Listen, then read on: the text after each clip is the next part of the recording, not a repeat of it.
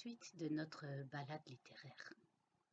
10 juillet, la côte Saint-André, Moissieux-sur-Dolon, 26 km. Il pleut. Ce sera donc une journée de test et d'observation, pour le marcheur et le matériel. Marcher léger est sans aucun doute l'élément déterminant pour avancer très longtemps sans se blesser. Tous mes achats ont répondu à ce critère.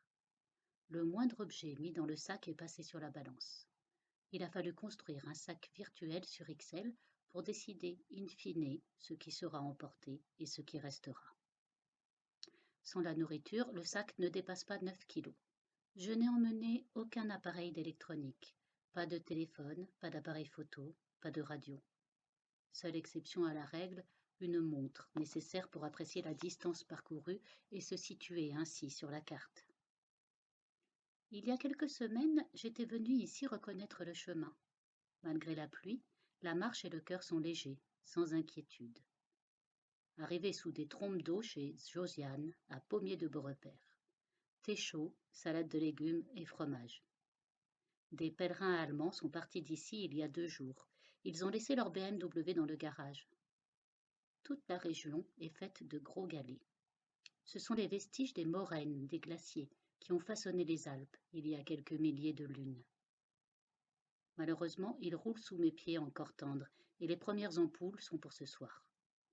Jusque-là, rien que de très normal. Rançon de la modernité, le GR fait un grand détour pour traverser la voie du TGV Paris-Méditerranée. À 5 km à la ronde, le bruit des turboréacteurs a pris possession des lieux. Il pleut beaucoup, et j'en oublie de boire et de m'étirer. Pourtant, je sais que c'est essentiel. Gîte froid et sans âme à Moissieux, avec les cloches de l'église qui sonnent toutes les demi-heures, plus un repas indigeste et contraire à toute diététique sportive. Charcuterie, viande, fromage, vin rouge. Je passe une mauvaise nuit. À 3 heures du matin, je me donne un massage et m'endors enfin. 11 juillet. Moissieux-sur-Dolon, Chavanay, 30 km. Première rencontre sur le chemin. 2 jeunes femmes parties de Seyssel il y a 8 jours. Comme moi, ce sont des débutantes. Elles marchent lentement, environ 20 km par jour. On est heureux de pouvoir échanger les objectifs, les impressions, les peurs et les doutes. En fait, il y a très peu de marcheurs sur ce tronçon du GR65 qui vient de Genève. Il y a de fortes chances que cette situation perdure jusqu'au Puy-en-Velay. Plein de soleil pour le casse-croûte champêtre et solitaire de midi. Bonne surprise, mes amis les papillons tentent une approche sur les pages blanches du topo-guide.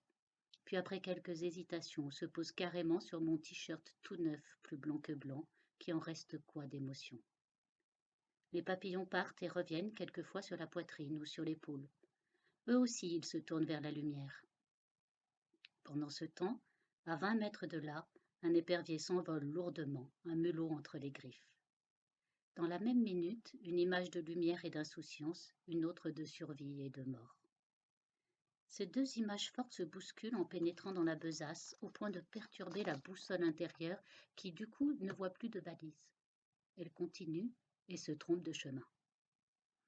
Vous apprendrez vite en cheminant le long de ces pages que le chemin est auto-éducatif et que souvent, les erreurs se payent cash.